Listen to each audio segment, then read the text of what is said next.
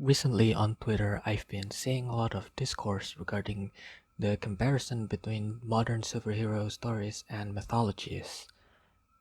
And honestly, I've never really understood that comparison. Like, even disregarding the difference in how those two things are made, most superhero media I've consumed in this past couple of years just don't feel very mythic. Except for this movie.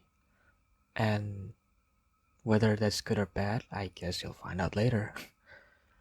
Hi, this is Random Guy Reviews, and in this video, I'm going to tell you what I think about Zack Snyder's Justice League. Disclaimer, this is just my opinion, and yours don't have to be the same as mine. Art is subjective after all. If all your opinions are the same as mine, then maybe something is wrong. If you like the video, please feel free to leave a like and subscribe to the channel.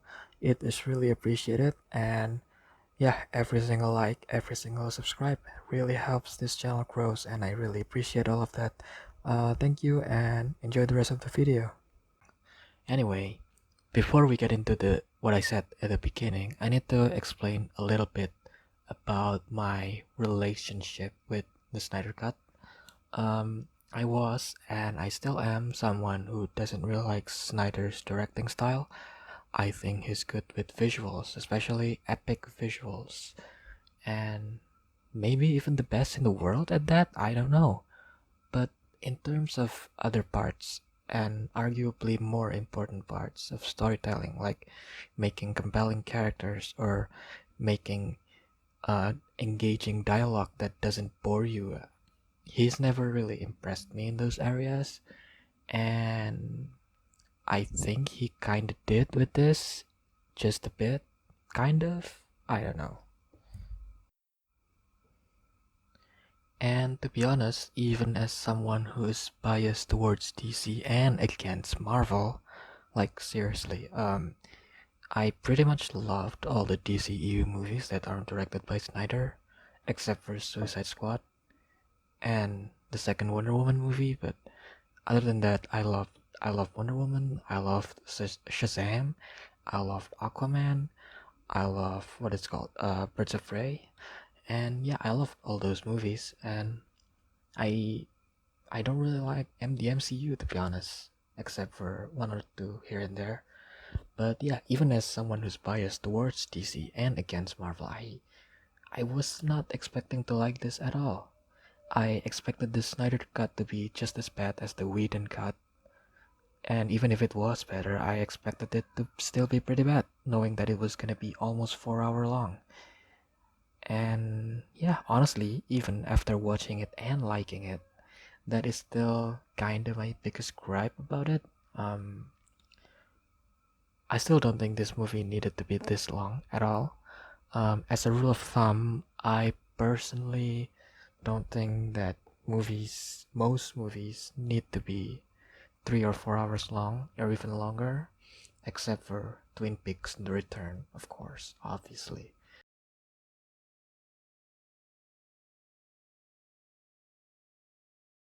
But yeah, while this one uses its length, bro. I can't speak. This one uses its length to flesh out a lot of the things that I thought were missing in the Whedon cut. It was also bloated with a lot of what I think was unnecessary things, and I just feel like there are a lot of things that can be cut that would make this a much better 3 hour long experience instead of a good but I need multiple pee breaks kind of experience, which is I think isn't as good. But yeah, in particular, I wasn't the biggest fan of the epilogue, or most of it at least, and I think parts of it would work well as the post-credit scene, but that part as a whole was just meh. It overstayed its welcome, and there are parts where the CGI looks somewhat unfinished, while the rest of the movie was perfect in that aspect. And is that all the negatives? Well, actually, there is one more thing. The slow motions. Oh my fucking god. I swear to god. Like 10% or something of the movie was in slow mo.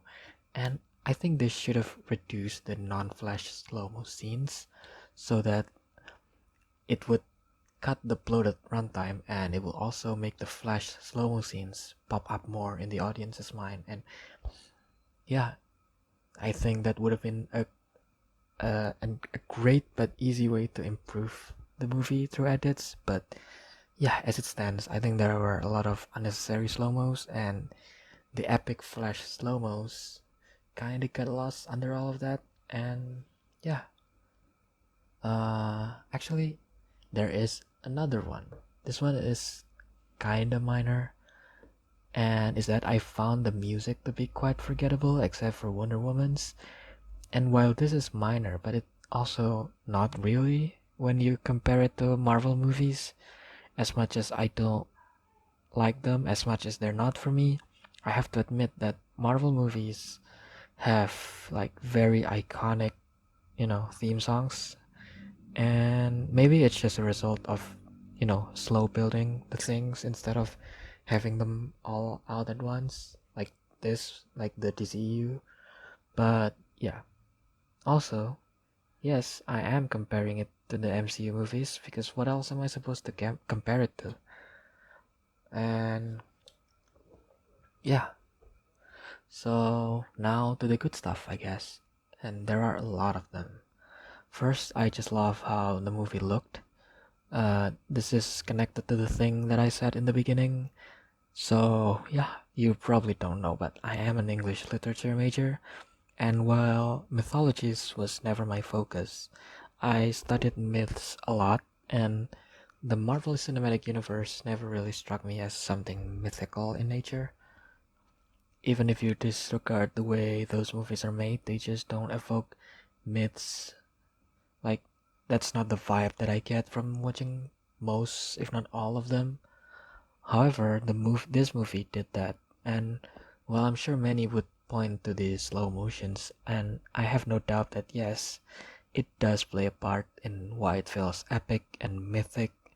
I think it's way more than that. I think it's just the way Snyder like composed these scenes, like everything about them, like from the way the scenes are framed, from the way certain sequences are edited together, and just the not subtle ways he lights the scenes, and even the epic but forgettable music choices, which still, despite how forgettable they were, it adds to that when I was watching it, even if I remember nothing about it now.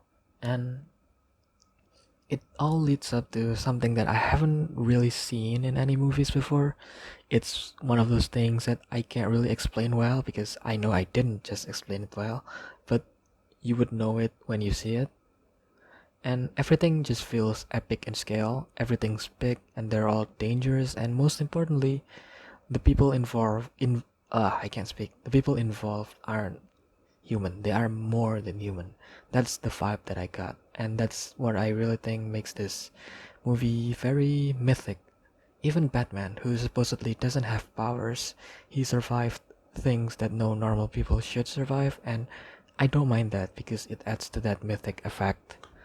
Another thing that I want to highlight is how everyone on the team are actually important and has something to do besides kicking parademons' asses and being replaceable, which, from what I remember, was what happened in the Whedon cut. In fact, I don't remember much of what happened in the Whedon cut, and I'm 90% sure that there are going to be a lot of moments in this Snyder cut that I'm going to remember for years to come. And yes, sometimes those moments are kinda awkward and don't really work in the grand scheme of things, but at least Snyder tried to do something big instead of something forgettable like what Whedon did. And yeah, he's always done that with every movie he makes, and I truly appreciate that, despite the fact that I don't think any of them worked before this. And I'd rather have filmmakers like that, filmmakers who do things because they think it's something different, instead of filmmakers who make the same things over and over again just because that's what the market demands. But yeah, I think that's all for my review. Overall, it's definitely flawed. I do think some people are overhyping it, but I still enjoyed it and I had a decent time despite its length. And I'm giving it a 3 or 3.5 out of 5 stars. I'm not sure. Might need a second watch. Who knows? It might improve my opinion, it might not. But yeah, for now, this is it.